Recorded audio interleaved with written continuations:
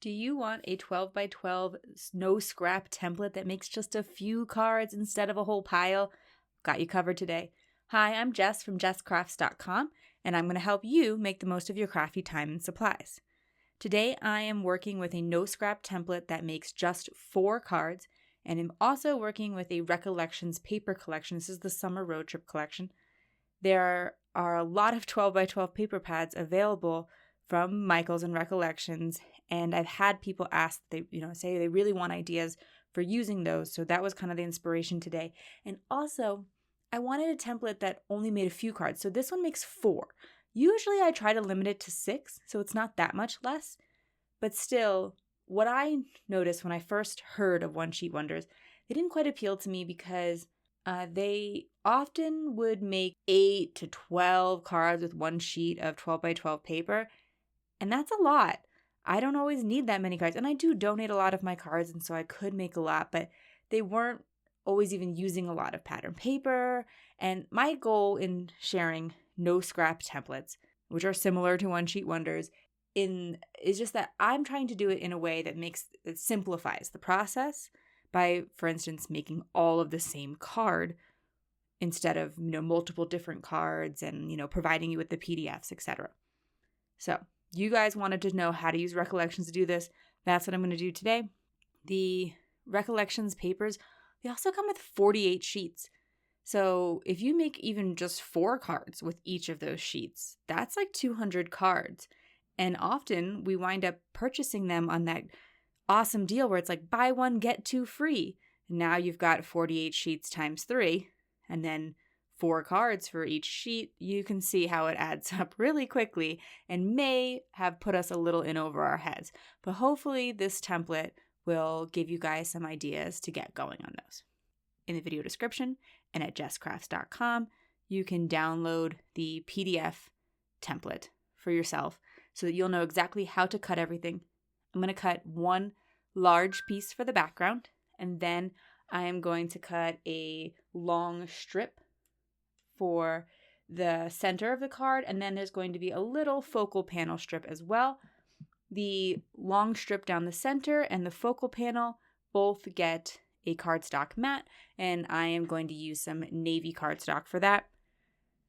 I briefly showed you there that I keep all of my components in a clear envelope so that I don't lose any of my pieces, and that I also pre-make my card bases and have those on hand so that I can also slip in whatever cards I need and keep everything together. I'm going to share with you some really quick Copic coloring. I recently picked up this stamp from Avery, Elle. It's been out for a while, and I've kind of been wanting to purchase it, but have avoided it. But they came out with a new release, and I was ordering from the new release, so I ordered this one too. I like this one because the lines are really simple, and Avery, Elle has thicker lines, which are good for new colorists because if you have some companies use really thin lines, which is great because that can work well for no line coloring. But if you're afraid of getting outside of the lines, the thicker lines help a little bit with that. I find them more forgiving. Avery, Elle has thicker lines. I think Lawn Fawn has even just slightly thicker lines. Lawn Fawn's always the one I recommend to new colorists if they want to start practicing, just because I feel like that's pretty forgiving. I have my marker colors off to the side. Gonna do some super basic shading. What's nice too about these images is they're quite large. I think they're about 1.5 to 2 inches wide. And so you don't have to color little tiny detail areas, and you have plenty of room to get your shading if that's what you're interested in doing.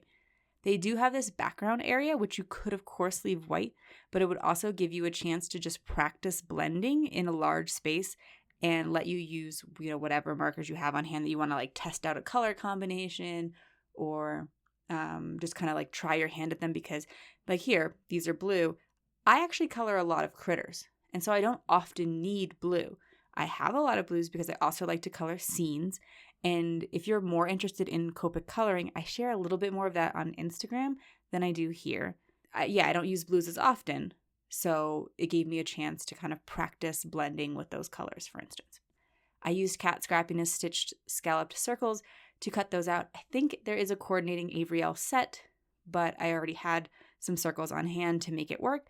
And that's what's nice about them too, is you don't necessarily need to buy coordinating dies to go with them because they are just circles. So they're either easy to fussy cut, or you probably have a circle die in your stash that will work well with them.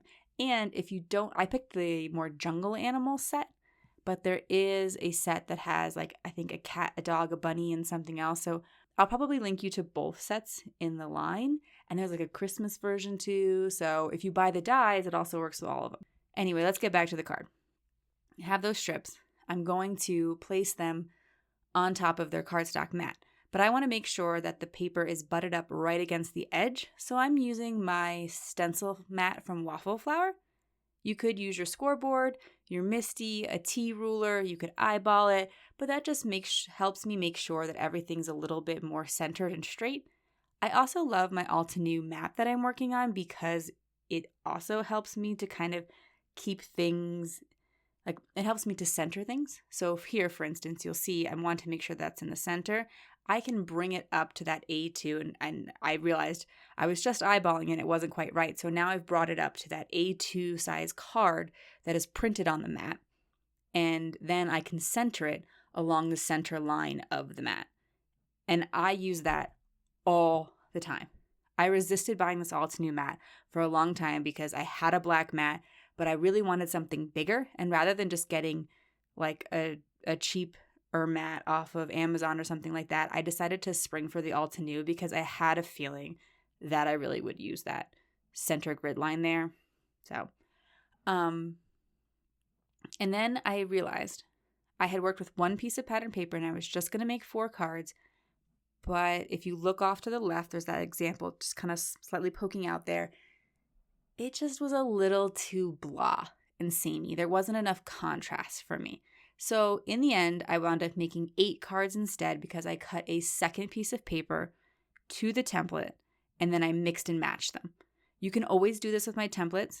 If you have double-sided paper, you can obviously mix the patterns without having to cut a second sheet.